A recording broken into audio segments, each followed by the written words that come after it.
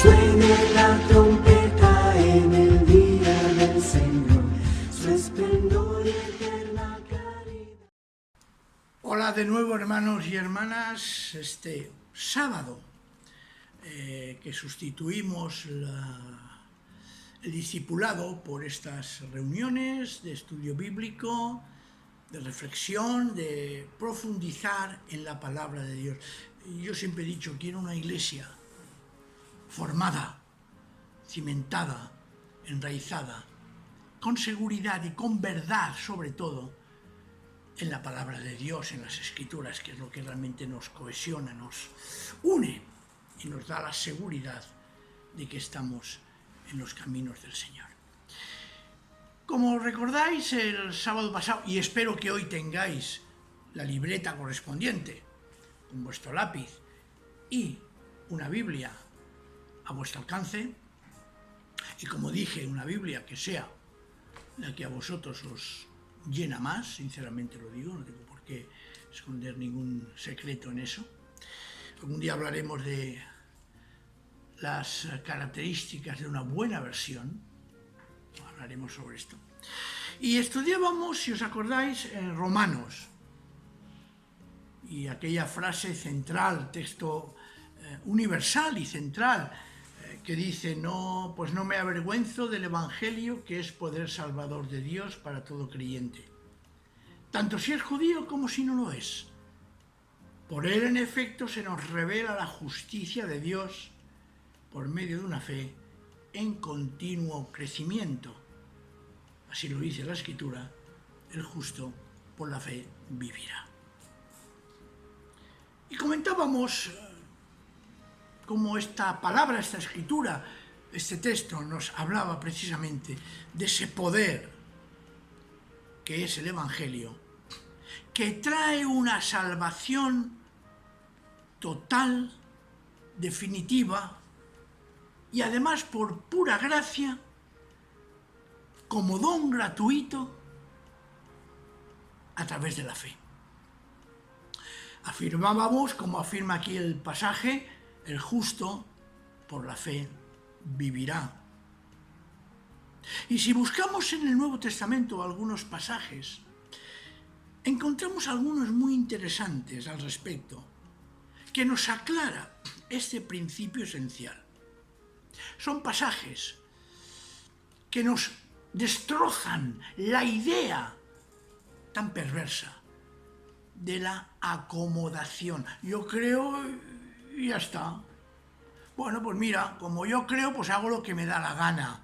Como yo creo y Dios me ha salvado, pues bueno, pues por ahí va a ir. No. Eso es un error fatal. No se puede. En cuanto a la salvación, sí, es solo por fe.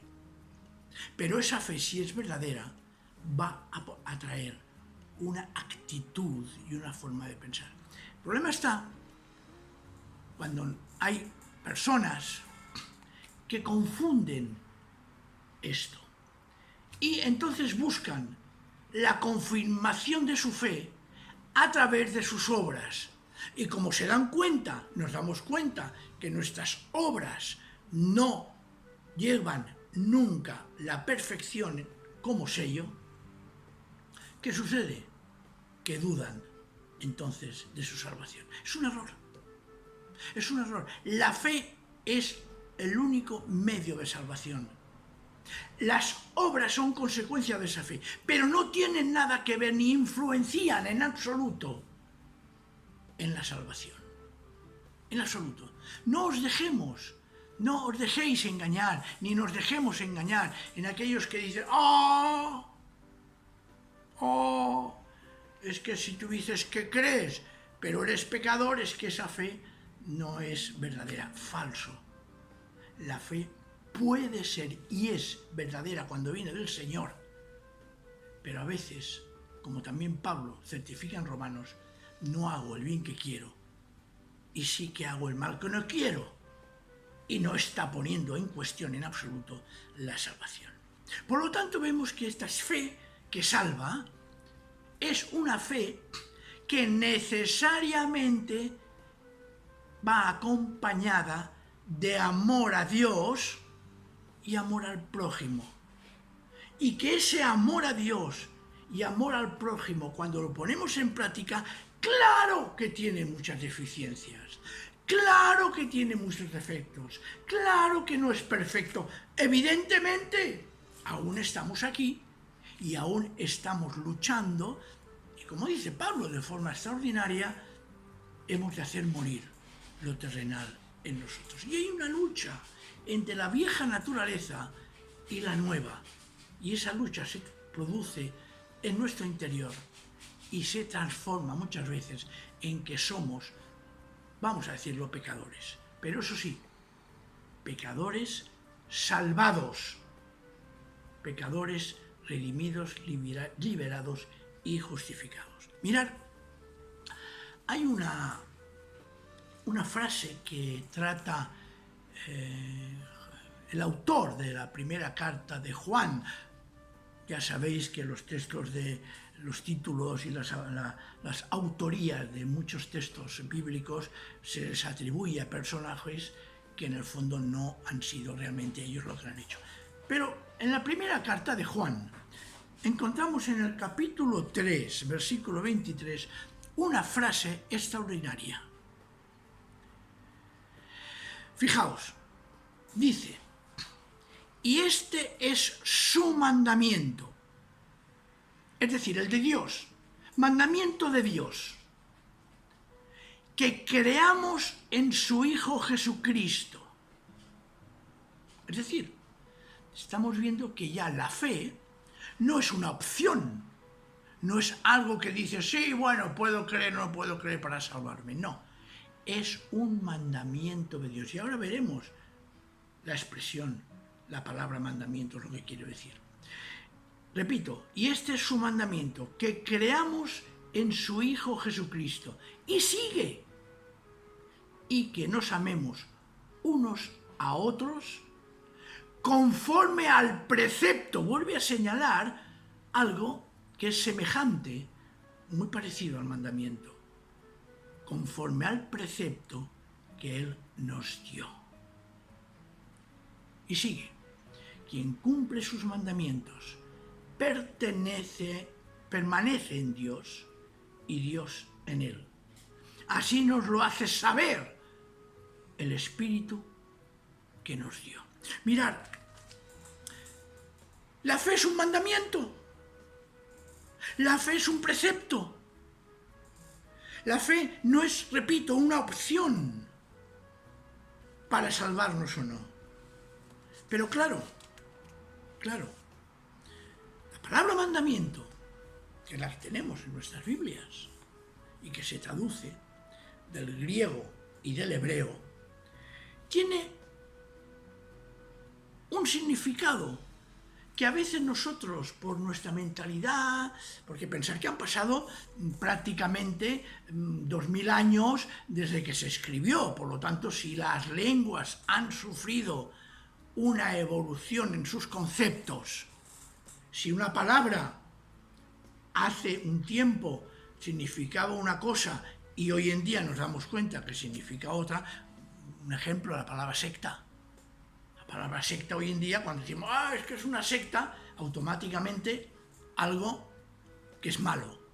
Sin embargo, cuando utiliza el Nuevo Testamento la palabra secta, la está utilizando en el sentido un camino diferente al que se está caminando normalmente. Y no significa que sea malo, sino que es un camino diferente al que se lleva y que se camina normalmente. Por lo tanto, ya tenemos aquí ¿qué significa realmente en el contexto bíblico la palabra mandamiento? Mirad, lo primero que vemos es que la palabra mandamiento significa en las Escrituras enseñanza, instrucción, educación. Fijaos cómo puede cambiar y debe de cambiar el concepto y la idea que tenemos. Lo que pasa es que, repito, nosotros ponemos el acento más en la obligación que no en el sentido de que el mandamiento nos enseña, nos instruye, nos educa. Fijaos lo que dice, en este sentido es muy claro, Romanos, en el capítulo 3, en el versículo 20. Dice así, para que entendamos lo que nos quiere decir. Está Pablo en Romanos 3, hace una descripción precisamente de lo que somos como seres humanos, apartados, separados de Dios, y eso se ve en un comportamiento. No hay inocente ninguno, no hay ningún sabio, no hay ningún sensato, no hay nadie que busque a Dios, etcétera, etcétera, etcétera. Y dice, ahora viene el 19:3, he sabido que todo lo que dice la ley, es decir, también los mandamientos, evidentemente que están incluidos en la ley, se lo dice a quienes están bajo su yugo. Nadie podrá, por tanto, tener derecho a hablar, y el mundo entero ha de reconocerse culpable ante Dios. Y sigue algo precioso. A nadie, en efecto, justificará Dios por la observancia de la ley. Es muy duro, pero lo dice. ¿Por qué? Pues la misión de la ley es hacernos conscientes del pecado. La ley nos enseña, nos educa, nos instruye. En Juan 12:50 también hay un pasaje precioso. Juan 12:50, a ver si lo encuentro. Sí, aquí lo tengo. Dice, yo sé que sus mandamientos contienen vida eterna. Es decir, sus enseñanzas, su instrucción contiene vida eterna. ¿Por qué? Porque nos enseña precisamente lo que somos, cómo somos, nos instruye, y entonces, como dice en Gálatas 3:24, que también es un texto precioso, Gálatas 3:24, Pablo lo aclara y lo dice claramente. Dice, el 23 podemos empezar. Antes de llegar a la fe, o antes de llegar la fe, que también se puede traducir, éramos prisioneros de la ley, esperando encarcelados que se revelara la fe. Así fue como la ley nos condujo hasta Cristo para que recibiéramos la salvación por medio de la fe. Es decir, el mandamiento no es algo punitivo, no es algo que nosotros debemos de considerarlo algo terrible. Al contrario, el mandamiento es la instrucción, la enseñanza para que lleguemos a una meta, a un lugar. Por eso es fácil comprender que este es el mandamiento que Dios os doy. Esta es la instrucción, esta es la enseñanza, esto es lo que yo os presento, siguiendo a primera de Juan, el capítulo 3:23. Esto es lo que yo os presento, esto es lo que yo os instruyo, esto es lo que yo quiero de vosotros, que obedezcáis creyendo en el Hijo Jesucristo, en mi Hijo Jesucristo. Tremendo, tremendo. ¿Por qué? Porque esa fe auténtica es lo que nos instruye para conocer a Dios y a Jesús. Nos instruye para llegar a creer en Dios y en su enviado, Jesucristo. Ese es el fundamento de la fe. Fijaos en Juan 6:47. Juan 6:47 nos dice lo siguiente.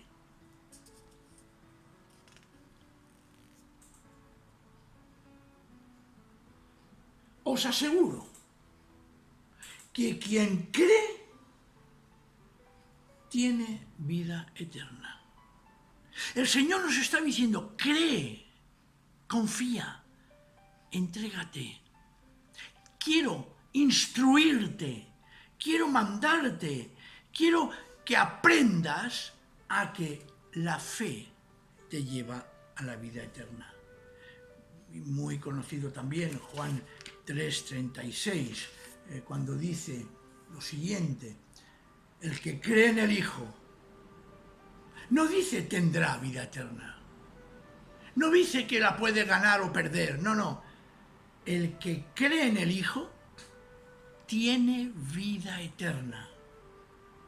Pero quien no cree en Él no experimentará esa vida, sino que está bajo el peso de la ira de Dios. Fijaos cómo la fe nos traslada de un lugar, diríamos, de condenación, de culpabilidad, de esclavitud al pecado, y nos traslada al reino, al lugar donde Dios es el Señor en Jesucristo. Claro, todo esto debemos de tenerlo claro, debemos de tenerlo muy claro. Y quiero insistir, porque no me cansaré de decirlo, y ya es posible que en otras ocasiones lo siga insistiendo. Hermanos, la salvación es solo por fe. La salvación es solo por la pura gracia de Dios, que nosotros la acogemos, la recibimos, la aceptamos como algo ofrecido, como don divino, y nosotros la hacemos habitar en nuestro corazón, y de esa manera recibimos, obtenemos y alcanzamos la vida eterna. Esto es importante para hoy. Esto es importante que tengamos claro hoy. Esto es importante que lo meditemos en nuestro corazón, porque así, sinceramente, nos evitaremos muchas situaciones de temor, muchas situaciones complicadas, muchas situaciones de desesperación, muchas situaciones de algo que yo siempre he insistido en que como creyentes debemos de tener. Ya no somos culpables delante de Dios. Aún os diré algo más. Os diré algo más positivo, os diré algo más interesante, algo que incluso a algunos les puede chocar, pero me es igual, porque considero que tengo que decir lo que hay que decir. Cuando el Señor nos dice que nos justifica por medio de la fe, nos está insinuando que ya hemos sido juzgados. ¿Cómo? Claro que hay un juicio final. Claro que hay una rendir cuentas delante de Dios, como dice Apocalipsis, que ya lo estudiaremos. Aquellos que estamos en el libro de la vida entraremos en su presencia después del juicio. Claro que sí, pero a nuestro nivel, a nuestra situación, y hoy en día tienes que pensar que ya has sido juzgado, que el Señor ya ha pagado la deuda que debías por tu pecado, por mi pecado, por nuestros pecados. Ha pagado el Señor esa deuda. Y como está ya pagada, porque merecíamos la condenación, es entonces cuando podemos decir, cuidado, ya he sido juzgado, ya he sido condenado, pero cuidado, también por la gracia del Señor y sobre todo por esa gracia, he sido absuelto de toda culpa, de todo pecado y de toda condenación. Tres cosas importantes: culpa, pecado y condenación. Y eso solo se puede producir porque ya hemos sido juzgados y declarados justos por la gracia, la obra y la misericordia de Dios. Que esta tarde tengamos esto fijo, que esta tarde nos quedemos con esta verdad. Justificados por la fe, solo por la fe, porque por nuestras obras seríamos condenados, porque no podemos responder delante de Dios diciendo, es que yo he hecho... No. Todas nuestras obras, todas sin excepción, tienen ese golpe, ese ramazo, esa señalización, esa marca de nuestra naturaleza caída. Así que esta noche, esta tarde, Apunta, escribe, medita. Juzgados y declarados absueltos por la fe. Una fe que aplica a nuestra vida la obra de Cristo y que representa perdón de pecados, eliminación de nuestra culpa y la herencia de vida eterna. Si eso esta tarde se nos queda, bendita sea este estudio, bendito sea el Señor, porque nos está abriendo las puertas de su misericordia, enseñándonos cosas que son extraordinariamente hermosas y que nunca, hermanos, nunca debemos de olvidar ni dejar de lado, sino agarrarnos a ellas como un fuego ardiente, pero que nos está dando la salvación. Quiera el Señor que podamos seguir con estos estudios el próximo sábado. Amén. Un soldado a casa hoy regresó y un niño enfermo se curó. Y hoy ya no hay más sombras que te cubran. Un desamparado se salvó por causa de una buena acción y hoy nadie lo repudia. Aleluya, aleluya, aleluya.